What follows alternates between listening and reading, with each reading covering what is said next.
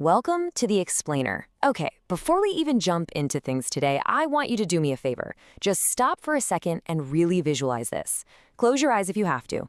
2 years from today, you wake up, you pour yourself a cup of coffee, and you open up your banking app. Normally, you might kind of brace yourself for that, right? A little anxiety. But this time, for the very first time in your life, you look at your balance and boom, 5 solid figures staring right back at you.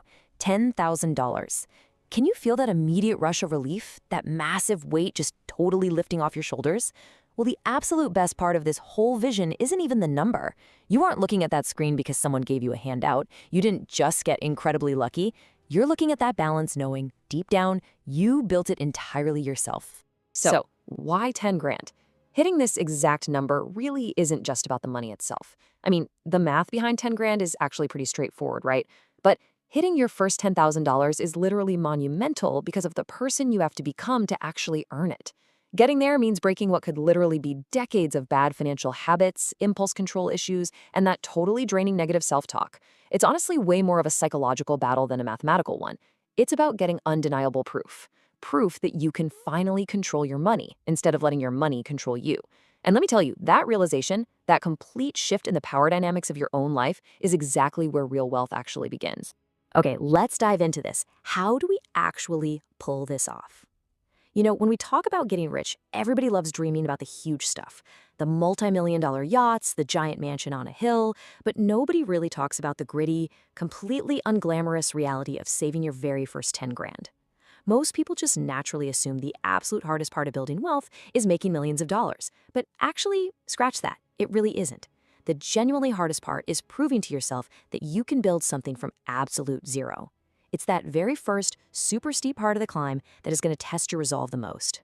Which brings us to Section 1, the shift in your identity. Now, what's really interesting here is the clear contrast in mindsets. The old identity completely leans on one single word, and that word is hope. I hope I can save this month. But think about it. Hope, when we're talking about personal finance, is incredibly passive. It's totally uncertain.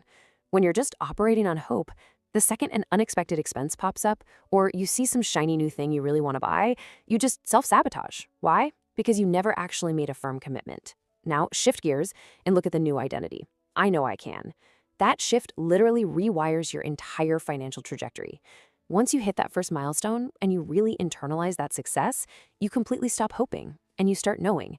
You go straight from being a passenger in your financial life right into the driver's seat. People don't rise to their goals. They rise to the identity they believe about themselves. I really want you to let that powerful insight sink in for a second. We always set these massive, shiny financial goals on January 1st, right? But by February, we've totally abandoned the whole shebang. And why does that happen? Because even though our goal was to be a saver, our internal identity was still screaming, hey, I am terrible with money. So look, if you struggled with money in the past, I completely want to validate that struggle. It probably wasn't a lack of ambition. It wasn't a lack of goals. It was more likely just a really deep-seated lack of belief in your own identity as someone who can actually build wealth. Changing that underlying belief, that is absolutely your first true milestone. All right, let's move on to Section 2, master your cash flow. So once we've got the mindset totally locked down, we need an actionable blueprint to turn that mental shift into cold, hard cash in your bank account. And this brilliantly illustrates the exact path forward. Here are the 5 specific steps you've got to take to conquer your first 10,000. 1. Know exactly where your money goes. 2. Pay yourself first. 3. Control lifestyle creep. 4. Really deeply understand saving versus investing. And 5. Be immensely patient.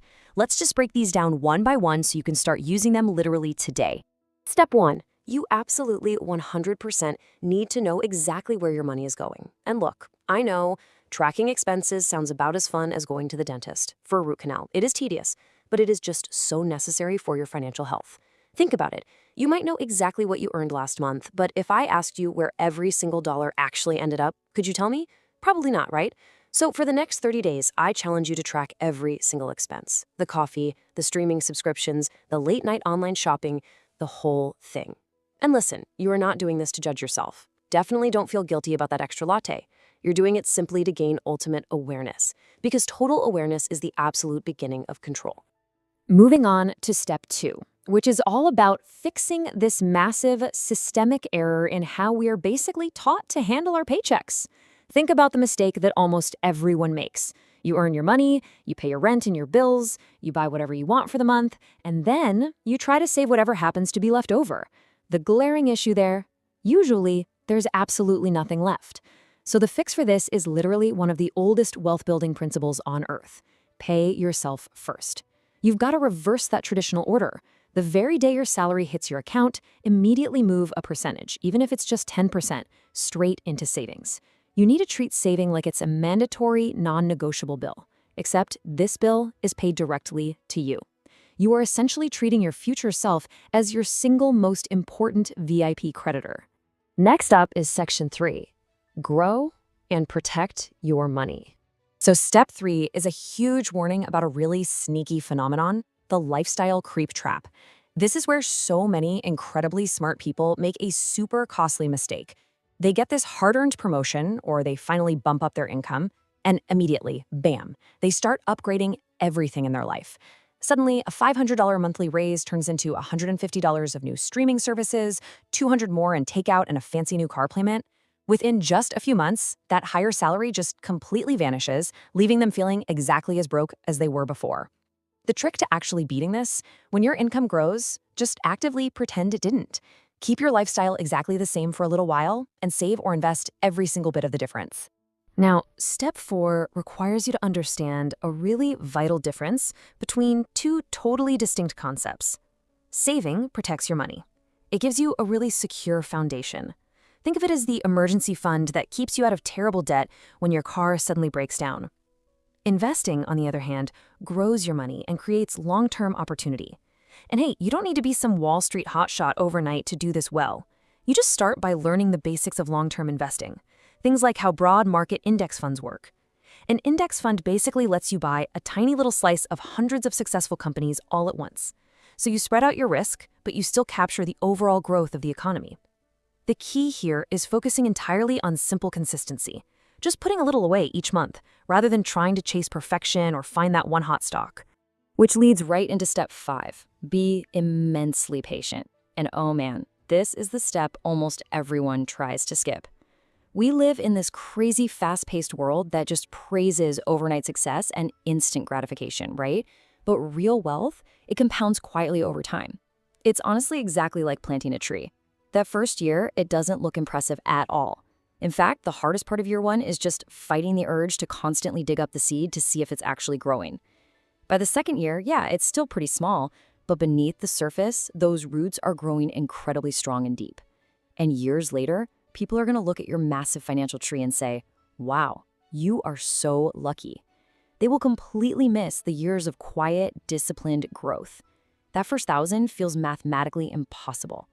The next 1,000 feels just a tiny bit easier. And eventually, your money builds its own momentum, working right alongside you.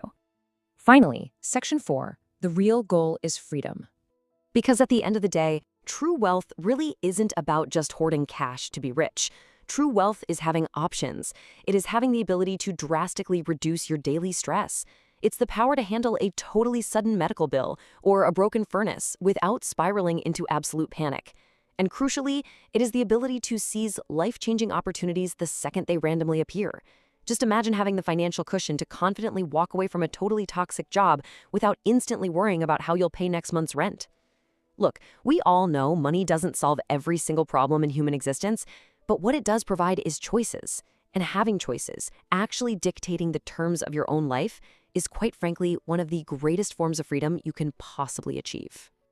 Now, if you're watching this explainer right now, and your savings account is currently sitting at a big, fat zero, I really need you to hear this. Please do not feel discouraged. Every single wealthy person started somewhere. And honestly, a really surprising number of them started entirely from scratch or even burdened with crushing debt. The thing that separated them from everyone else wasn't some magic inheritance, it wasn't sheer luck, it was simply the firm decision to begin. Not next year, not after that elusive next promotion, and definitely not waiting until the stars align and everything in your life feels perfectly balanced. Because, spoiler alert, the perfect time is a total myth. Life is always going to be messy, it's always going to be expensive. They started messy, but they started today. So, the crucial point is this. Every dollar you save is a vote for the future you want. Your future isn't built by one massive, dramatic decision or some sudden windfall. It's meticulously built by the small, seemingly insignificant, yet highly intentional choices you repeat every single week. Every single unnecessary purchase you actively avoid.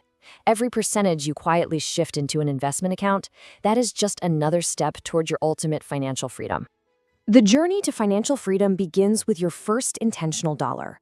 One day, you are going to look back at this exact moment in your life, and it won't be because it was the day you magically became rich overnight, but because it was the day you finally decided to take control and build real wealth. So I want to leave you with a serious question. When you open up that bank account tomorrow morning, are you casting a vote for the person you used to be, or are you casting a vote for the financially free person you're about to become? Make that first smart choice today. Thank you so much for joining me on The Explainer, and I will see you next time.